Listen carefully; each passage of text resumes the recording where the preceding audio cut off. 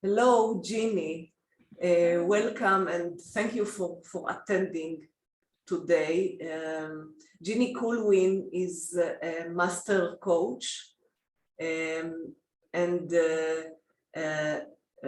she's a body-mind therapist, and she's an expert to breathwork.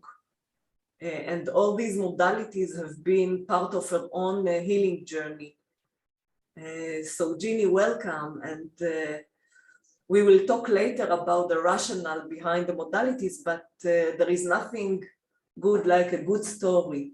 So please share with us how everything started. Yeah. Well, thank you so much for having me. And yes, love from Yes. Los Angeles.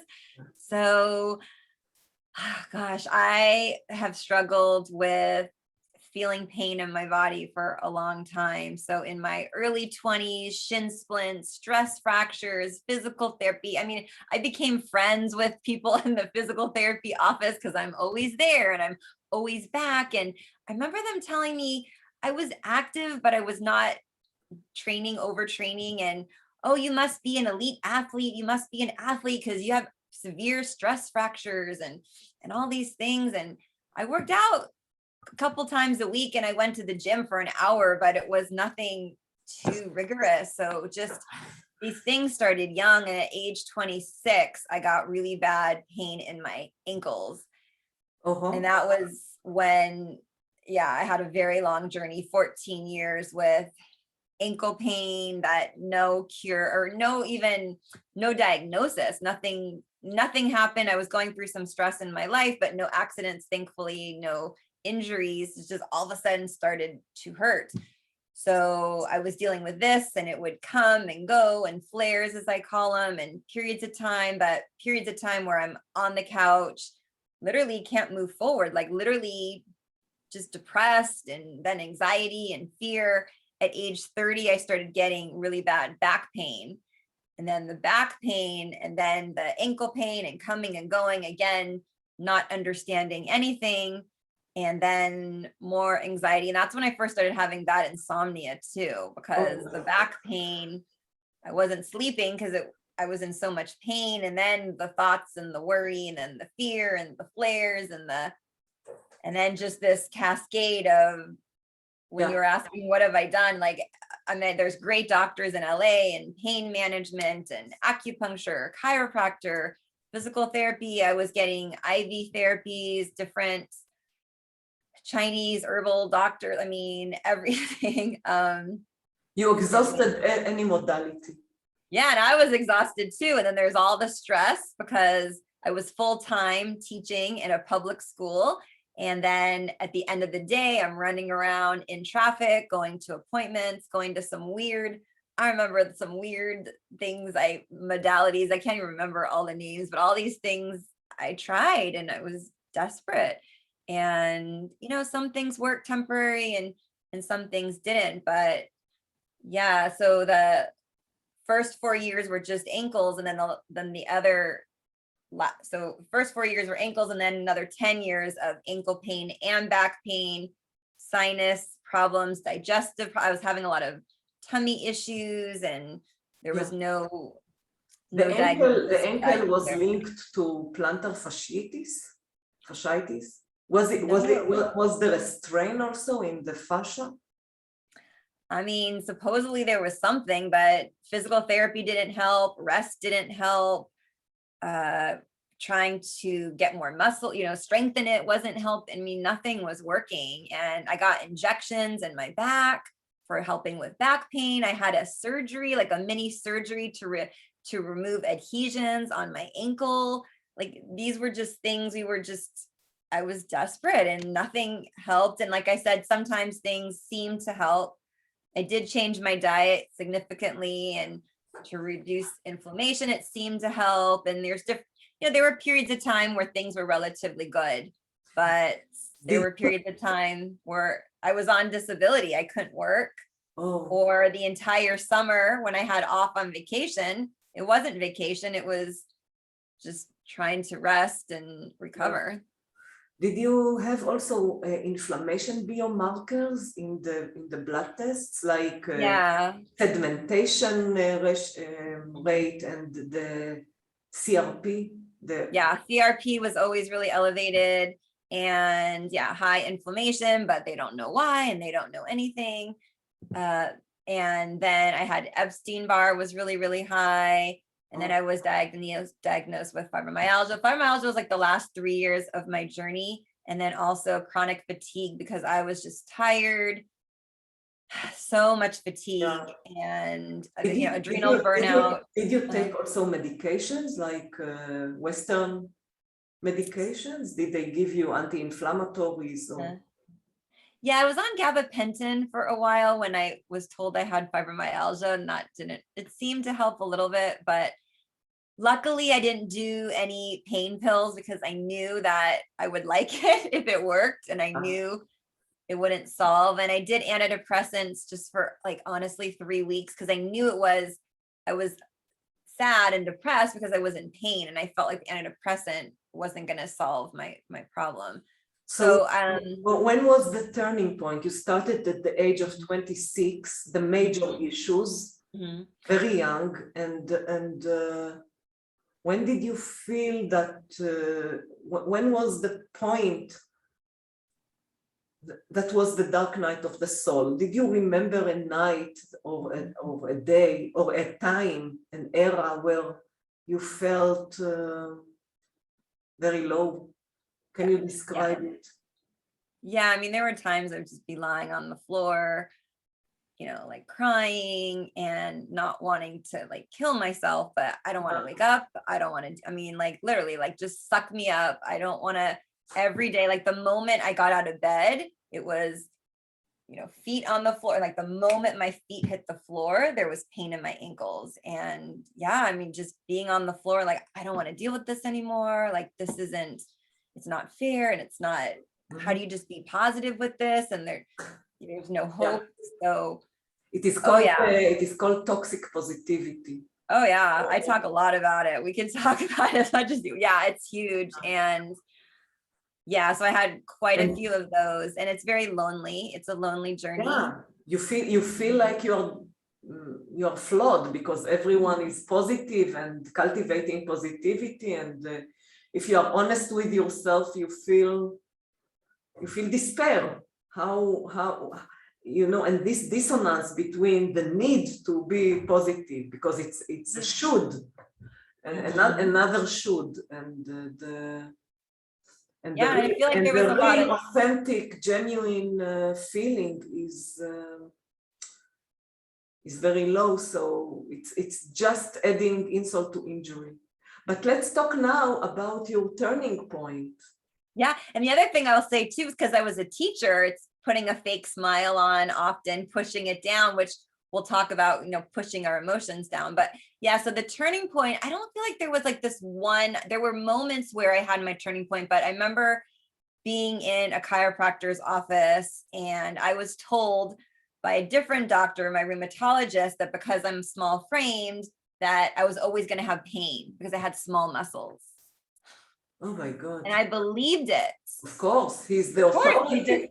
Yeah, he's actually a kind of a large guy. So he's this big doctor with his white coat, and well, you're small, so you're going to be in pain because your muscles are small. And I tell people, and we kind of laugh, but I mean, that's what we're dealing with. And I remember this chiropractor, we were doing some just body awareness and learning how to breathe. And it was huge for me because I felt empowered.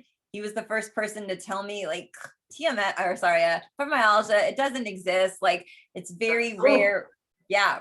The real cases of it are very rare, and he's helped so many people. So there was this huge shift. That was, I think, an aha turning point for me of, oh, that there is hope for me, that I can just, even by learning how to breathe and being in my body, because I was always in my mind because I didn't want to be in my body because it hurt. That was started shifting. Yeah. So learning that there is a way out of the pain, that there's hope. It's huge. It's huge. It's huge. And on the other side. When was that? oh my God moment in Yeah. that kind chiropractor who told you? Yeah. When was that? How long were you into Yeah. the journey? Yeah, that was about 14 years. So when I was 40. Oh, Yeah. and then what Mhm. happened after? Yeah, but it's interesting, right? Because Dr. John Sarno doesn't talk, we don't need chiropractors, right? So I was seeing a chiropractor, but he was helping me with my breathing and my mindset. And then life and synchronicity, I was working with a coach for the anxiety. Because how do you work full time when you're so anxious and can't sleep and there's pain? So she was helping me, and being in the classroom, I was really, because I'm such a big empath, I can feel everything. So she was helping with that. And she was the one who suggested this mind body approach. And she connected me to a coach in San Diego who I worked with, who shared with me about TMS. And I had read The Great Pain Deception, which is, Steve oh, yeah.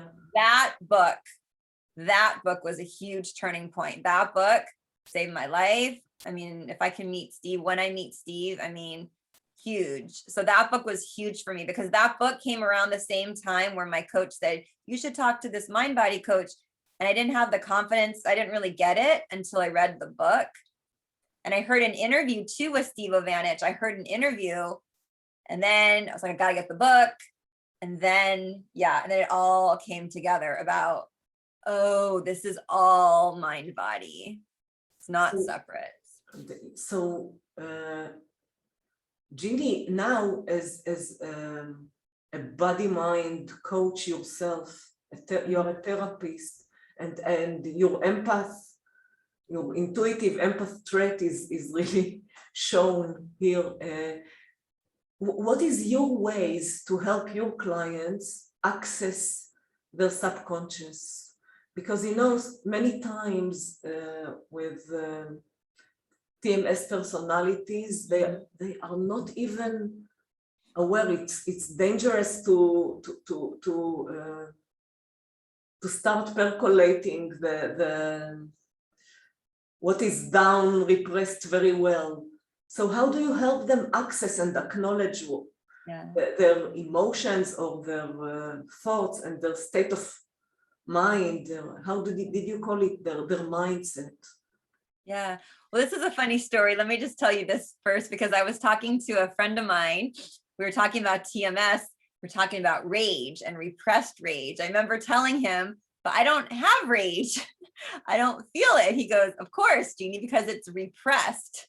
So I think it's interesting that the subconscious, so not everyone, as you know, is ready for TMS work. Not everyone wants to work with me or a TMS coach, because this is a different concept. It's a different mindset, and people would rather, and I understand, like, people would rather take a pill and they want a quick fix. They rather have the surgery. And when we tell them that it's not even a lot of work. Like when I work with my clients, it's not a lot of things they have to do. It's things they have to think, and the mindset, and that's the work. Their homework isn't, okay, gym every day and journal every day. The homework is, I want you to notice your thoughts. So we know that if it's TMS, there is thoughts, there is subconscious. A beautiful way, of course, is through breath work. So with breath work, we are literally calming down the brain, the mind, the inner critic, the ego, and we can connect with our heart. So we stay busy a lot, or we numb, or we buffer, we eat, we drink, we smoke, we shop, we have sex, we do all these things to avoid. And what I love, there's this book, famous book, it's called like Your Body is the Subconscious Mind. So your body is a subconscious mind. So someone who is 80 pounds overweight cannot say to me that, oh, well, everything's fine. Like, right. If they're not, and they're feeling sluggish and they're not happy with their body, if you're having pain, there is something going on in this. So the body manifests, like the body is the subconscious mind. So that's a first huge component, that the mind body is connected. So if they're going to work with me, then I believe that they're open to the idea, that maybe not 100%, that there is mind body. Yeah. Jeanni, and in your opinion, what is happening is that the mind, the brain, the mental processing here is suppressing the subconscious, which is it's like a struggle. Is there a fight there? What is going on? Yeah, it's not conscious. You're right. It's not. So the mind doesn't want to feel, let's see. So the body would rather have this physical pain than to deal with any emotions and to deal with, we think, or we don't even, it's subconscious that the emotions, the trauma is too much. Yeah. And so as to protect us, it's going to come out as physical pain or symptoms. So when we say the body's a subconscious mind, it's because you're having pain for no reason, which I did.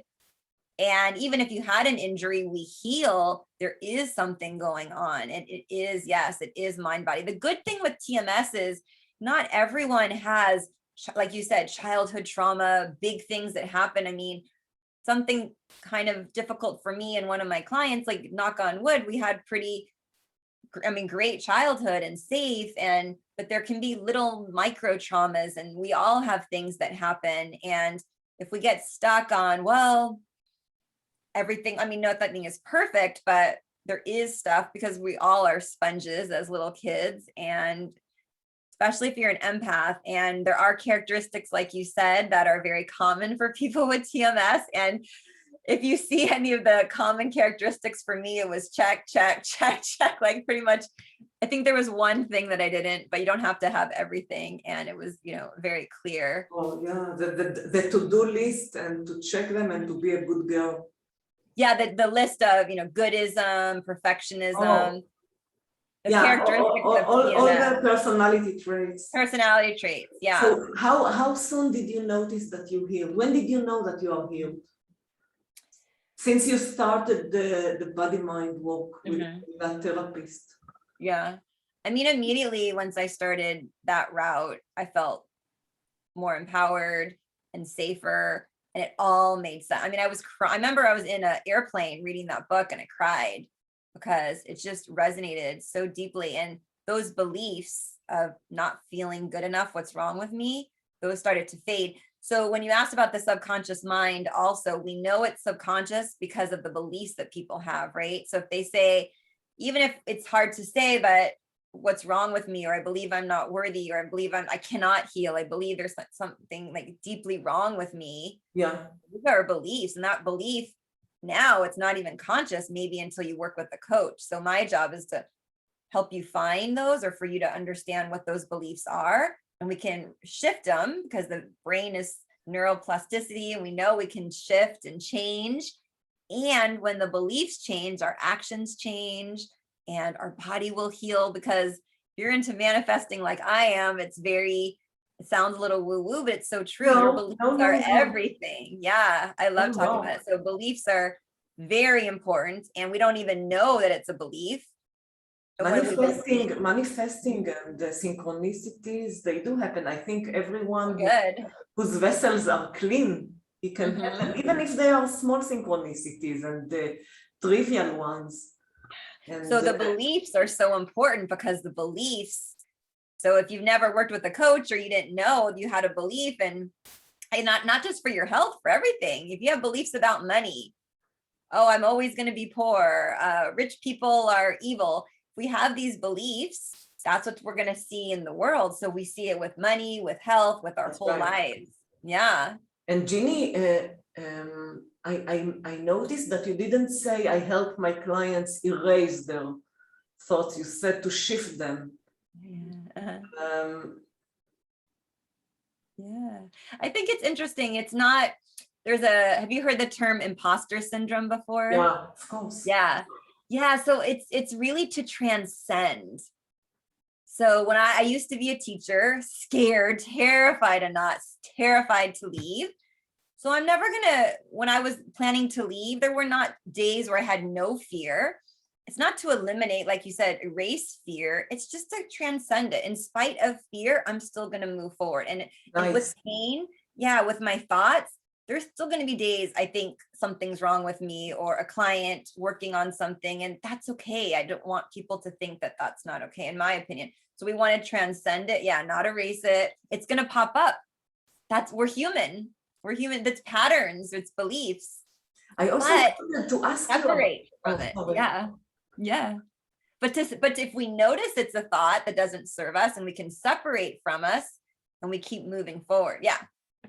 I wanted to ask you, now that you had all this pain and for 14 years and you are healed, fortunately, can you say what is your relationship to pain?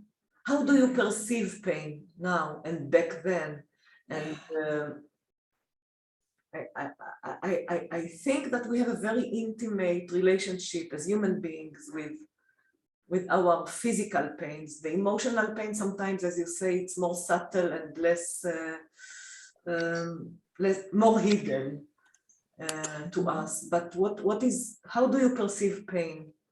Yeah, great question. And so I used to, with pain, use the bad words all the time. O, F, and all the bad words. Oh my God, really fight or flight with any little tiny thing. It was catastrophize, fear, and it was always in my head, the O, F word, right? O, all the time. Or any cuss word, really. You resisted it, actually. Well, yeah, but at the time it was like the F word. Oh my God, fear. And pain was, like horrible and scary. And even if it wasn't even pain or not, if it was like sensations or tingling. I'll say it was the anticipation for pain even. Mm-hmm. Yeah, and then the fear created more pain. So I was fueling the symptoms because I was bringing the fear up. So that was my old relationship with pain. And what I'm learning now, and I'm not perfect, I mess up, but really I don't stress out. I know it's TMS and I relax the body. And I'm proud of myself because I know how far I've come. And again, like I'm not perfect, but it's not triggering like it used to be. It's like, oh, it's just TMS. That's really helped me a lot, just to say to myself, excuse me, is just to say, oh, it's just TMS. And I don't freak out anymore. And even I was having shoulder pain, which in the past, I had to go to the chiropractor and it really didn't help, and go to massages. And when I get it's like really deep, really, really deep. And now when I get it, it's TMS, and it goes away a couple days. It's just gone. Yeah. Amazing. And if you had to instill one insight from your journey and your expertise, what would you say to people who are listening to you? What is the optimal way, as you see it, to go to the other side of the bridge and heal their pains, or fibromyalgia, or whatever it is diagnosed? And actually, any human being in physical distress, what would you advise him? Yeah. This with like I don't even have to think about it. I know the answer to this. Really, it's the fear. Yeah, it's like the fear is fueling our symptoms. That if we can really get that, the fear, the worry, the catastrophizing, the oh crap, and the heightened and the anxiety. And that's why I became a stress coach, because even if you don't have health issues, the stress later down in life could cause health problems and so many other things. So it seems small, but it's huge. It's that the fear, okay, so even like anxiety isn't that big a problem. It's not even really bad for you. It's just sensations in the body. But we get, oh my God, the anxiety, and we can have a panic attack because we're so afraid of it. And we're so afraid of anxiety. Here in the States, we've got pills for anxiety, and oh my God, we're drinking, we're on our cell phones, social media, anxiety, right? And I'm like, it's just your body. Like anxiety is normal. It's nothing to be afraid of. I can calm people down from a panic attack just by, hey, you're fine. Like just if we get out of our head. So a couple of things. So the fear, even anxiety is not even a big deal unless we create it with the fear of the anxiety, and now we're in a full-blown panic attack. The other big takeaway too, so if you have to summarize it as a practical advice, what would you say? Yeah. To Yeah. acknowledge the fear, and then what? Yeah, the other thing I'll tell you too that's related but kind of separate is the body. So the wisdom is in our body. So with me, and if you're like me dealing with health issues, you're likely living in your head because you don't want to be in your body. It's painful. I didn't, my clients don't. We don't want to hang out in our body. So the big takeaway is to learn how to be grounded again and how to feel safe in your body. Because when you can feel safe in your body, then anxiety, like I don't like anxiety. I don't get afraid of it. And oh my God, it's like, okay, I feel something in my stomach. I feel my chest, but I'm safe. So there's this saying of, body first, mind second. And so we can really learn. And again, if we've had trauma in the past, it's not safe for many of us to feel safe, or we think we're not safe in our body. So it is a process, it's learning, but that is the goal, to again, learn how to ground and be safe. Because if we didn't want to be safe, for example, a lot of us, we want to be busy all the time. To distract. Yeah. Because if we slow down, we're going to have to feel some of these emotions. I don't want to feel emotions. I think I'll just be busy all day, right? So it's this huge shift of, oh, it's okay to be bored, actually. Like it's safe to be in your body. That's huge. So yes, so that we don't get afraid of, and learning how to, if we have pain, like I'm just going like, if you have shoulder pain or arm pain, again, we can learn how to safely start to feel these sensations. Somatic tracking is one exercise, and we learn that it's safe. It's not danger. We relax the body, and by relaxing the body and the brain, we actually do not create more pain because the body relaxes. It's like this whole mind body. Yeah. Oh, so your practical advice is when you have pain, don't run away to the mind, to distractions. Just be present with the body and its aches. This is actually what you're saying? Yeah, it's like stay open to it. Well, it depends what level we're talking about it. Somatic tracking is a technique that is not recommended for if you're level 10, because you don't want to be in your body. But if you're experiencing maybe level 0 to 10, like maybe 5 or 6, we can just sit with it and sit with our breath. Breath work, like you're going to experience, is a great way to learn how to feel safe in your body. And there's a process.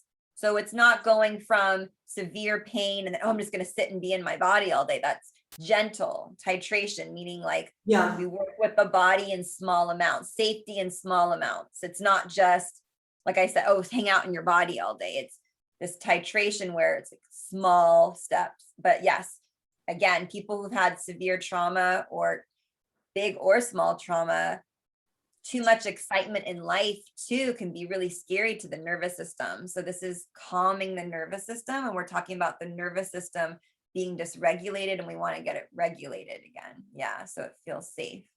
So Jeanni, now thank you for sharing your story. I have 2 more questions. Yeah.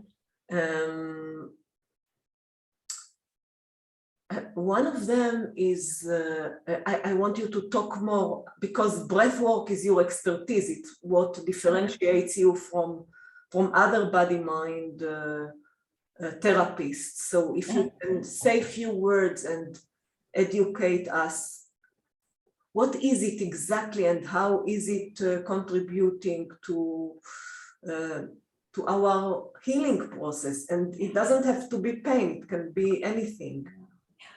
And this is one. And the other question that I wanted to ask you is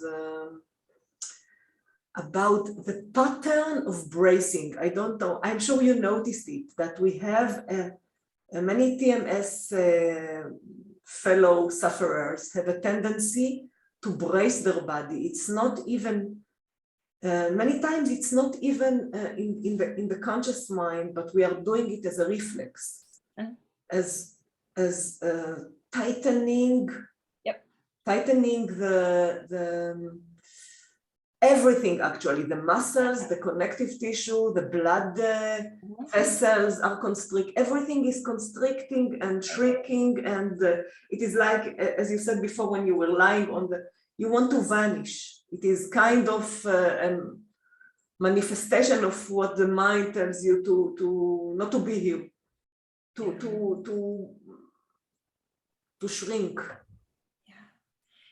Yes, that's what we do. We tense the body. And when we brace, it's also this, again, fear. It's also, even if we're happy or things are good, you're always kind of got that worry. It's not really being in the moment, because any moment the other shoe can drop. It's not being present, because we always know that this is too good. It's not going to be good for a long time. I'm going to have pain again, right? We just can't enjoy it, which I've had to work on a long time. Yeah. So bracing and tension, exactly what you said. When the body is tense or stressed, this is when the muscles don't get enough oxygen. When the muscles don't get enough oxygen in the cells, we have pain. So this bracing, this stress, it's mostly involuntary. We're not trying to do it when we're not breathing correctly, right? So even with breath work, like breath work is using the belly and the diaphragm. When we use the chest to breathe, this is called chest breathing. It happens when we're stressed. So if anyone's gotten, which we all have, if you've had shoulder pain and neck pain, it's because you're using the chest. And you're using the auxiliary muscles of the breath, not the diaphragm. So, right. So it's getting more into, again, getting more into the body, right, with the diaphragm. And then to answer your point with breath work. So breath work's a very loose term. It's like the word fitness. You could say, oh, but Jeanni, I do fitness. I play tennis. And so that's different than lifting weights. And so breath work, unfortunately, in my opinion, it's too big a word. And breath work was used, I know, in pranayama, and I'm a yoga teacher also, but it's very different the way I teach it, conscious connected breath. It's a 3-part breath. So basically breath work is an active meditation. It's more physical, and it's a physical, mental, and emotional detox. So the way I teach it, you're lying down on your back. You can sit, but it's more benefits if you're lying down on your back, and you can have your eyes closed and on the floor, on the sofa. And it's a 3-part breath when we have our mouth open the whole time. So it's 2 inhales and an exhale. The reason we have our mouth open is for the release, for the cathartic happening and the real healing of the body. We're moving stuck energy and trauma. We know now that emotions and trauma, stress, they're in the body. So that's why I'm definitely not a therapist. I'm a coach. Therapy is really talking, and there's some great therapists, but coaching is really, in the way I talk about it, in the body. So we're learning how to release and heal trauma and emotions and stress. Sorry, you're going to say something. Yeah. So the issue about leaving the mouth open, I know it is considered controversial, you say? How do you say? People are ambivalent about it because there is all these new Buteiko breathing, if you know that, and Patrick McKeown and James Nestor, they wrote books. So they are saying that actually we are over breathing usually. Right. We are like when you when you inhale more than you exhale, you're actually irritating the sympathetic nervous system, which we don't want to be there. So how do you explain? Yeah. So James Nestor in Breath, he actually talks about, if you want, I can go get the book. He talks about breath work in a situation where you're actually manipulating the breath for an actual result or cause. Like, we want this to happen in this part. So definitely 99% of your life, your day, of course, nose breathing, we know that. But even in his book, he does talk about using your mouth for a specific result and for a specific purpose. Yeah. And we're getting more oxygen into the body and using the diaphragm to open. So that is, the purpose of it. So mouth breathing, and just to answer, so I wouldn't even call it mouth breathing, but we're bringing more oxygen through the mouth. And then the other thing, you had said something, oh, the sympathetic nervous system. Okay, so just like exercise, actually sex also, we get into the sympathetic nervous system. So actually it is healthy for the body to be there, but what's healthy is to come down into the parasympathetic, definitely. So why are we sticking? Why is this stickiness in the for some people? Yeah. Why are we hooked there? Yeah, because there's so many. So one reason is we don't want to be in our body, right? So yoga class is very parasympathetic. It's very lovely and gentle. People, oh, but it's not burning enough calories. And I want, I don't know, more, it's too boring and it's not good music. So I think it goes back to, we do feel unsafe in our bodies. And so most people, when they exercise, love how they feel after. I do too. Sometimes I don't want to work out, but I feel good after. And that's because you are in the sympathetic and then you're in the parasympathetic. So it's good awareness that it's okay to be, more than okay, it is healthy to be in the sympathetic nervous system and healthy to come down. Definitely. So how does the breath work that you're doing is helping people to do this nice shift? And that's what we want. That's what I learned. I didn't know this either. And I see people and talk to people, they're running on cortisol and adrenaline and they're, every day. And then it happens with me, burnout, adrenal fatigue, all these things. So so this is where self-care is important. We need to take good care of ourselves. A lot of moms I work with, they're good moms and they're busy. They're taking care of the kids and they work and their husbands or whatever the situation is. And then they don't take care of themselves, unfortunately. So it is the shift in beliefs. And so great question. So self-care, right? So breath work in the class you're going to take, you'll see it's a little bit of work in the beginning. And it's so funny, Anna, it's called breath work. And I always say, it is work. It's sympathetic nerves. So we're in the sympathetic nervous system. So after, at the end, there's a rest, and then there's just normal breathing. And then you'll see we do some heart activations and some manifesting, and we do some gratitude. It's very gentle and it's very nurturing, and we release in breath work. And so what I do at the end is fill you back up. Okay, let's get some affirmations, more joy, true gratitude, not the toxic positivity we're talking about. Real good joy, so that you leave really filled up. It's not just sympathetic. And then I've seen breath work teachers do that. It's like sympathetic breath work and then just lie on the floor and then goodbye. And then you'll see in my class, we do like a share circle if people want to share, or they can just listen, or they can go. But it's really trying to kind of like remember what it feels like to be safe in your body. And the purpose of breath work is in my opinion, to process, feel, release, and heal trauma, emotions, energy, like stress in the body. And we'll do a stress test before the class, and you'll put in the chat if you want, like what level of stress are you? And then we'll test it. We love reference to measure.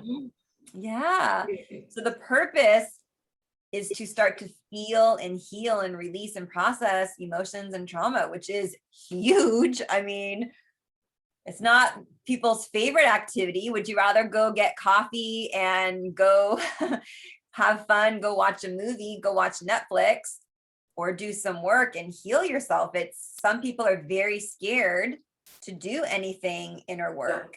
And the people that come, it's okay if you're scared. I'm scared doing a lot of things. And you'll hear me talk about, like, we're getting out of our comfort zone, and that's beautiful. And that's how you grow. And where else in your life can you get out of your comfort zone? And it's all correlated. I just want to ask you, I really appreciate what you are doing and sharing and educating people, because as Dr. Sarno said, that education is the medication. But what I wanted to ask you last question is, can you say some words about the breathing in general and how it is related to healing?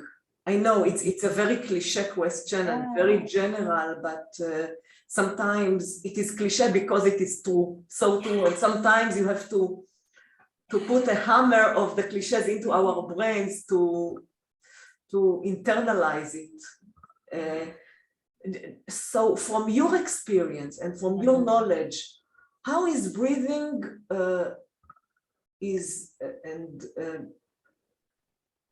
breathing techniques can help one heal? Because as you said before, people with highly sensitive people and people who are afraid of the going inside and they are constantly after the distractions, they would be startled from going there. It's a very intimate place where you meet all your demons and maybe the good spirits too, but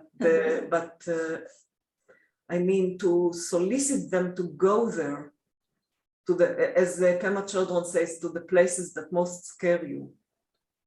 So I guess my question is, if you can say a few sentences about breathing in general and its role in malady and healing. I used to have a yoga teacher who always told us every malady starting with the breath is originating from the breath. I didn't understand it back then. I thought it was a woo stuff. So I really want to understand from you because you are an expert. How do you explain it and how do you help people gently? How do you walk them gently into the process? So the first couple things that come up is just that the breath is the vehicle for your life. I mean, breath is life. We can't survive without the breath, right? So breath is life. And then the breath is the vehicle for healing, for health, for transformation. And, you know, sometimes we think about 5 years from now, 5 days from now, 5 months from now. And with my clients and me, it's like, whew, present moment, breath, body, right? If I can connect to my breath, I can connect to my body. And this is the wisdom. It's in our bodies. It's not likely going to come in the mind when I sit here and go, Anat, what am I going to do? What's my decision? Okay. So the answers, it's really empowering to think that the answers are, it sounds a cliche, they're inside, but here's the thing, the answers are going to come in the silence. I love it. The answers are going to come. Yeah, they're going to come when you're in the shower. They're going to come when you're on a walk. They're not going to come when I'm like sitting here, what's the answer and what? So the more we can give ourselves the silence and the space, which that's why I think breath work, I always say breath work's a revolutionary act because you cannot multitask in breath work. The only thing to do is to breathe. So when you can have presence and think about it, we want relationships with other people. We want intimacy and closeness with other people, but we can't even do it with ourselves. Yeah. So when we can have intimacy and connection and depth with ourselves, that's the only true way to have it with another person. I also heard too, a fellow breathwork teacher, he was saying that shallow breath, shallow life. Nice. Love it. If you want the depth, which I want the depth and the juiciness of life. I don't want superficial relationships. I don't want superficial conversations. If you want that depth and the aliveness of life, you've got to get in the depths of yourself and not this superficial.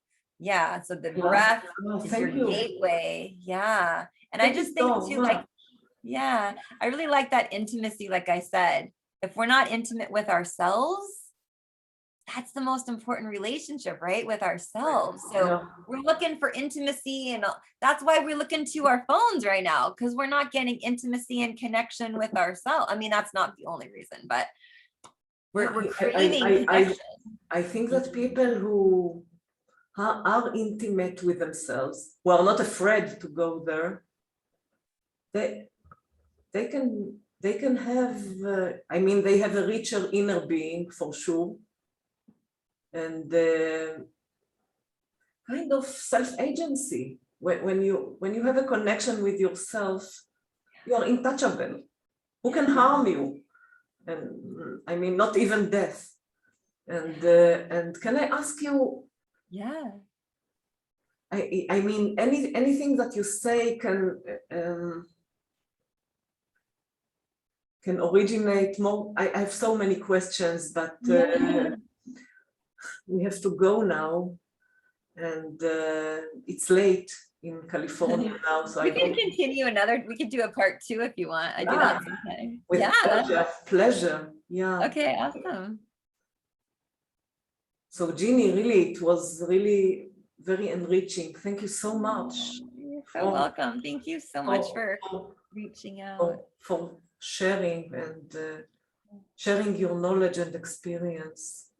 Oh, you're so welcome. I really hope this, and I think too, sometimes when you hear someone, just take what resonates. If you don't have to agree with everything that we're talking about, and take what resonates, because there's something in here. I just feel it. There's something in what I said for someone that's going to change the thinking. Even one insight, even one aha. Yes.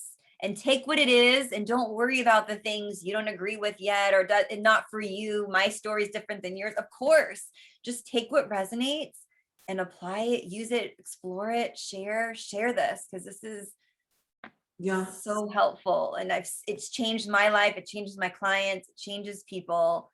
And the more people that know of it, it's healing. So I'm really excited to share this internationally too. Wow, beautiful. Yes. So grateful. I mean, I have so many other issues to talk with you about, but and you'll have more too after breathwork. yeah. Oh, so really good luck with your okay. And I'll put links to your services, so people. So thank you for everything. Yeah. Do you want to stop record, and then I'll just